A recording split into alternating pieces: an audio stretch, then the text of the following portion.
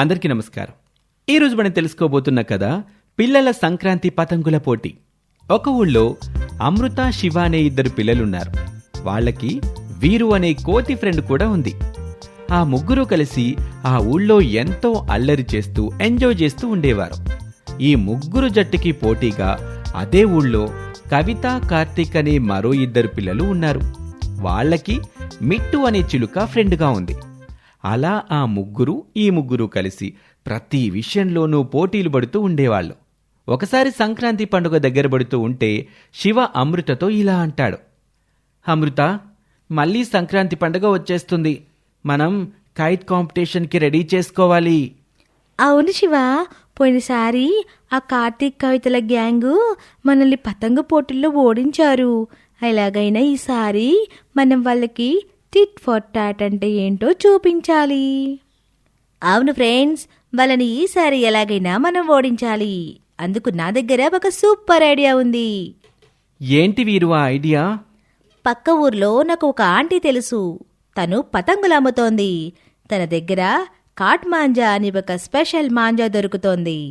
అది కట్టి పతంగ ఎగరేశామంటే అవతలి వాళ్ళు ఎంత గట్టి మాంజా తెచ్చుకున్నా సరే ఖచ్చితంగా మన మాంజాతో కాట్ చేయొచ్చు. సూపర్ ఐడియా చెప్పావు వీరు. మరైతే మనం ఆ కాట్ మాంజా తెచ్చుకుని వాళ్ళకి బుద్ధి చెప్దాం అని అనుకొని ఆ పిల్లలు పక్క ఊరు వెళ్ళి తమకు కావాల్సిన పతంగులతో పాటు స్పెషల్గా దొరికే కాట్ మాంజా కొని తెచ్చుకొని సంక్రాంతి రోజుకి ప్రిపేర్ అవుతూ ఉన్నారు.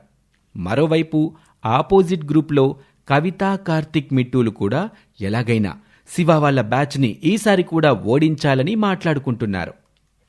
కార్తీక్, కవిత, పోయినసారిలాగా మనం ఈసారి కూడా ఆ శివ బ్యాచ్ పతంగులన్నీ కాట్ చేసి వాళ్ళని ఈ సంక్రాంతి పోటీల్లో ఓడించాలి.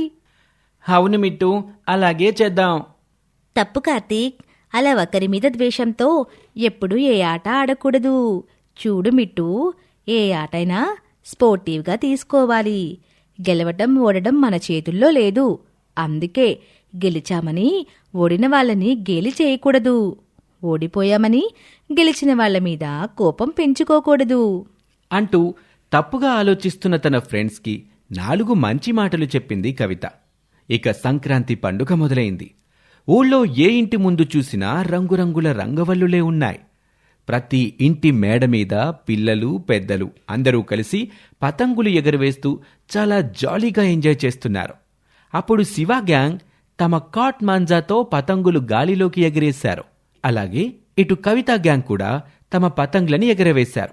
కాసేపటికి ఆ ఇద్దరి మధ్య పోటీ మొదలైంది.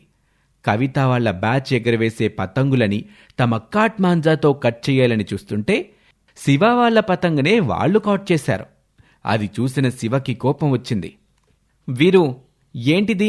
మన మాంజా స్పెషల్ అన్నావు, కానీ వాళ్ళు మన పతంగ్ని కాట్ చేశారు. అంటే అది పోనీలే, ఒకటే కదా.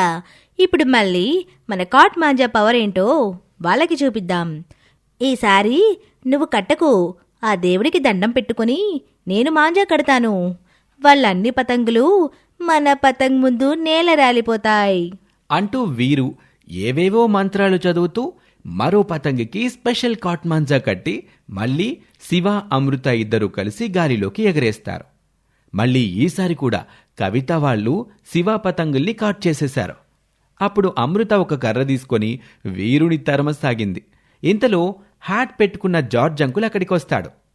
అమృతని వారించి విషయం ఏంటి అని అడిగేసరికి ఉడుకుమోతుతనంతో ఉన్న అమృత మొత్తం విషయం జార్జ్ అంకుల్తో చెప్తుంది. అప్పుడు జార్జ్ అంకుల్, ఏంటి శివ, సరదాగా పోటీలు పడాల్సిన సంక్రాంతి పతంగు పందాల్లో ఇలా చీటింగ్ చెయ్యొచ్చా?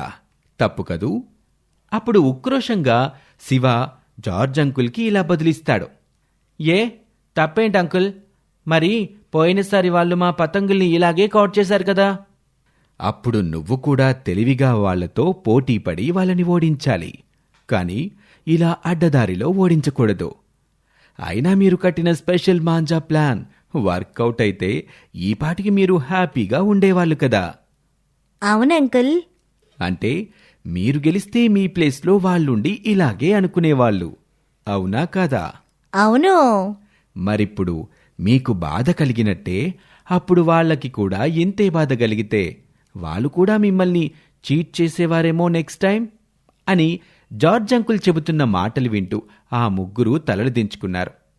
చూడండి పిల్లలు, ఒకరితో ఒకరికి పోటీ ఉండటం తప్పు కాదు. కానీ ఆ పోటీ చాలా హెల్దీగా ఉండాలి. గెలిచినా ఓడినా ఒకేలా ఉంటేనే అది ఆట. మీరు నాతో రండి అంటూ ఆ ముగ్గురి దగ్గరికి తీసుకుని వెళ్తాడు జార్జ్ అంకుల్. చూడండి కార్తీక్, కవిత, మనం గెలవటం మనకి సంతోషం. కానీ మన గెలుపుకి ఎదుటివాళ్లు బాధపడటం కరెక్ట్ కాదు. అందుకే మీరు ఒకటి గెలిచినప్పుడు ఎదుటివారిని మరొకటి గెలిచేలా చేస్తే మీ మధ్య ఎప్పటికీ స్నేహం పెరుగుతుంది, కానీ శత్రుత్వం పెరగదు. ఒకరికి స్నేహితులుగా మారటానికి మనం కొంత సమయాన్ని కేటాయిస్తేనే మనకి మిత్రులు పెరుగుతారు అంటూ ఆ ఇద్దరు గ్రూపుల మధ్య సంధి కుదిర్చి వాళ్ళలో వాళ్ళకి షేక్ హ్యాండిల్ ఇప్పించి వాళ్ళ మధ్యన ఉన్న గొడవల్ని లేకుండా చేశాడు.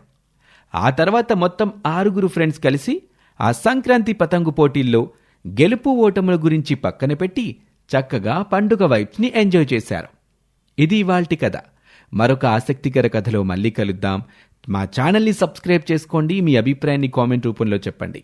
Thank you for watching.